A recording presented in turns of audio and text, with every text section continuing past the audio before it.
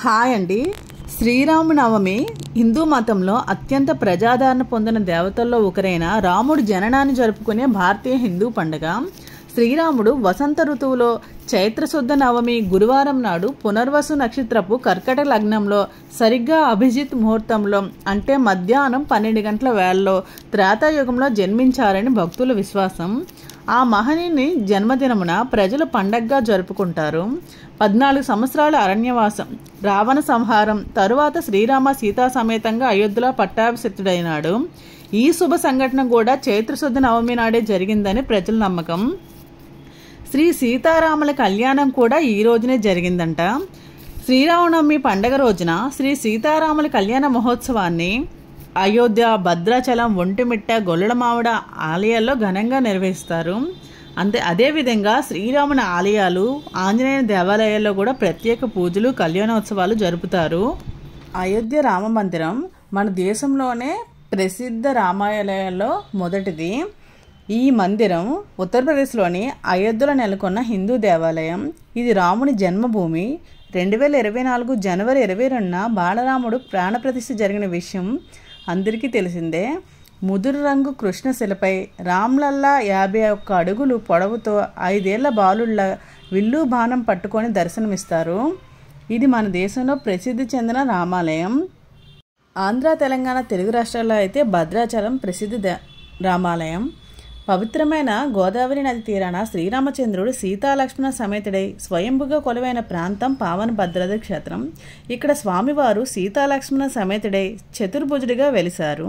ఇంకో ప్రత్యేకత ఏమిటంటే స్వామి పశ్చిమానికి అభిముఖంగా ఉండి దక్షిణ ప్రవాహమైన గోదావరి నదిని వీక్షిస్తుండడంతో ఈ క్షేత్రం ఎంతో ప్రాచీనమైనది. స్వామివారి ఆలయంలో ఎంతో కన్నుల పండుగ నిర్వహించేది సీతారాముల కళ్యాణ మహోత్సవం. చైత్రశుద్ధ నవమి నాడు స్వామివారి కళ్యాణం జరిపిస్తారు.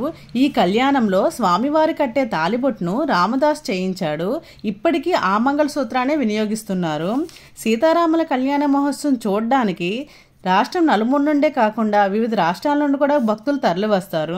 ఈ ఆలయంలో శ్రీ మహావిష్ణువుకి ఎంతో ప్రీతికరమైన వైకుంఠ ఏకాదశిని ఎంతో వైభవంగా నిర్వహిస్తారు.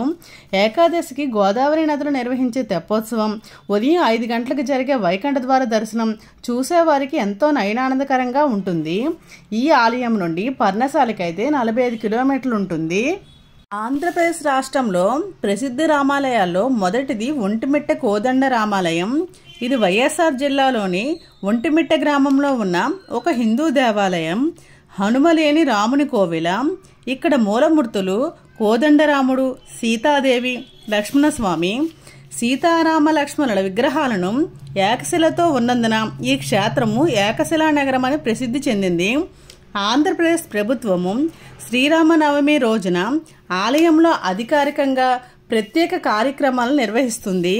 శ్రీరామనవమి రోజున ప్రభుత్వం తరపున పట్టు వస్త్రాలు, తలంబ్రాలు సమర్పిస్తారు.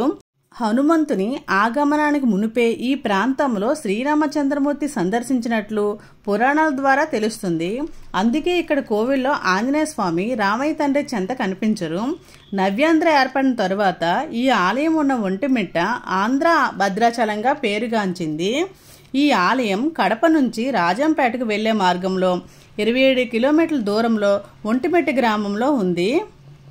ఆంధ్రప్రదేశ్ రాష్ట్రంలో ప్రసిద్ధి చెందిన రెండవ రామాలయం అయితే కాకినాడ జిల్లాలోని గొల్లలమావిడాడలో ఉన్న ఒక హిందూ దేవాలయం. ఈ ఆలయం విష్ణువు యొక్క 7వ అవతారమైన రామునికి అంకితం చేయబడింది. ఈ ఆలయాన్ని చిన్న భద్రాద్రి లేదా చిన్న భద్రాచలం అని కూడా పిలుస్తారు.